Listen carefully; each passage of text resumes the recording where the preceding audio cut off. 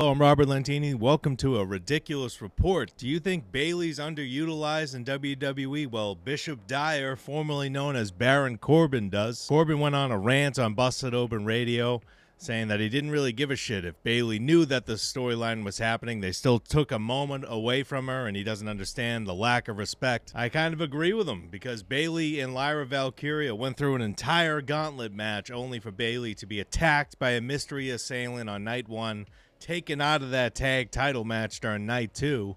And then what they did with the titles the following night had me scratching my head. So in case you missed it, Bayley and Lyra Valkyria won a gauntlet match to become the #1 contenders for the Women's Tag Team Championships. They were supposed to face Liv Morgan and Raquel Rodriguez at WrestleMania 41. Bayley was attacked during night one by an unknown star. Becky Lynch makes her return in night two as Valkyria's partner. They win the titles. The following night on Raw, Becky Lynch and Lyra Valkyria lose the titles.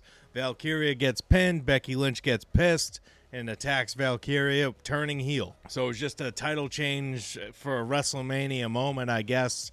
Pretty stupid. I saw reports for months that they were waiting for the best creative for Becky Lynch to bring her back to television. I can't believe that's what they came up with. But Bayley herself has kind of hinted that this was an issue. She appeared on the Chris Van Vliet podcast, Insight. The interview took place before WrestleMania, but Bayley hinted that something was up.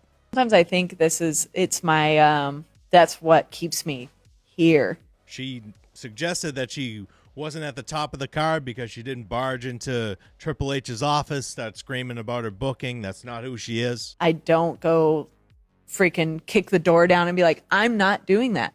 I'm fucking Bayley. Like, why would I do that, you know?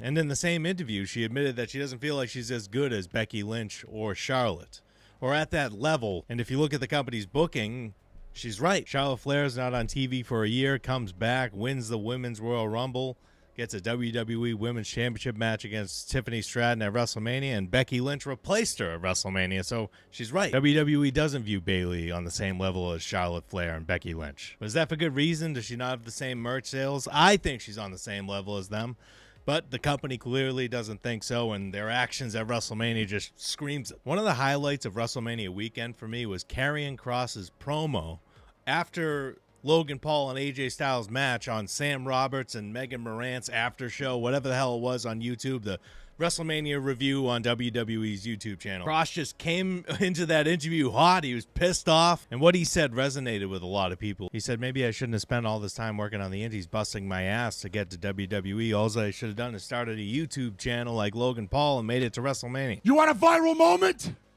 On behalf of all of the true fans of professional wrestling, guy with the suit and tie in the truck, go fuck yourself. Well, this rant was epic, and it caught the attention of WWE, and reportedly they're going to start pushing him more on screen as a character, not necessarily for his in-ring work, but as this on-screen character. Kross's initial run in the company is so bizarre. He's a two-time NXT champion, called up to the main roster. Vince McMahon has him in this BDSM mask, takes Scarlett away, and then he's released.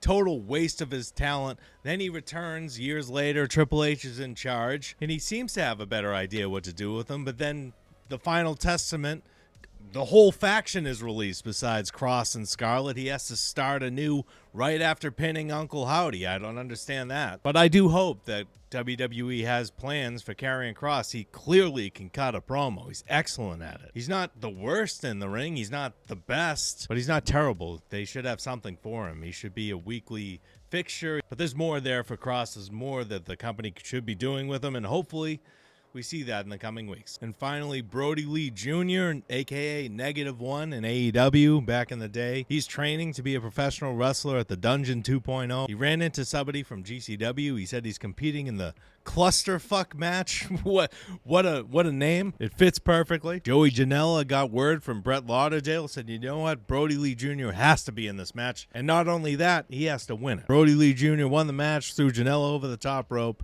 Congratulations to Brodie Lee Jr. Epic moment for him. Hopefully a future star in the professional wrestling business.